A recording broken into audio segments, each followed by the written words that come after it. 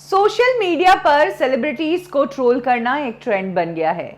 और जब कोई भी सेलिब्रिटी ट्रोल होता है तो ये नहीं देखा जाता है कि सेलिब्रिटी की उम्र क्या है, वो सीनियर है या वो जूनियर है।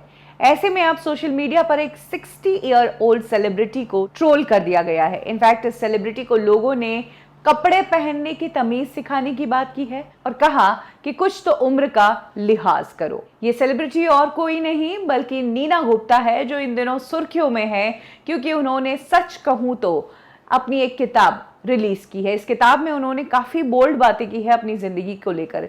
नीना गुप्ता ने इंडस्ट्री में अपने कई बड़े और नामी लोगों को इस किताब को गिफ्ट किया है। ऐसे में रिसेंटली नीना गुप्ता गुलजार साहब के घर गई अपनी ये किताब उन्हें भेंट करने के लिए। गुलजार साहब व्हाइट कलर के कुर्ते पजामे में मास्क पहने नीना गुप्ता से दूर डिस्टेंस रखकर ही बात कर रहे थे क्योंकि कोविड है।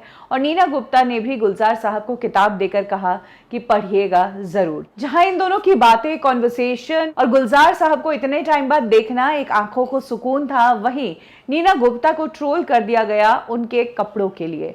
एक्चुअली शर्ट के नीचे नीना गुप्ता ने एक छोटी सी शॉर्ट्स पहनी थी और लोगों को यही बात बहुत बुरी लगी क्योंकि गुलजार साहब सामने थे, वो एक सभ्य कपड़ों में नजर आए थे और अलग किस्म के इंसान है। उन्हें कभी भी इंडस्ट्री में इस तरह से कूल या चिल्ड आउट माहौल में नहीं देखा गया।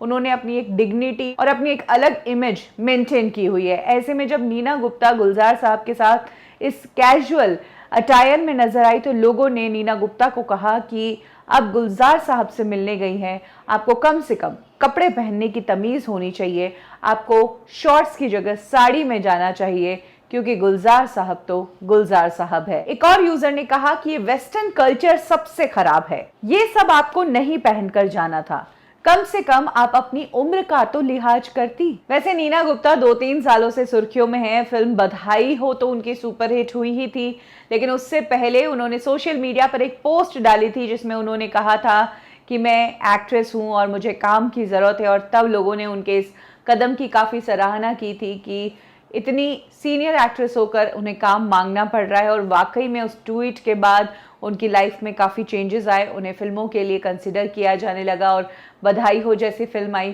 खैर उसके बाद तो नीना गुप्ता ने कई सारी फिल्में कर ली है।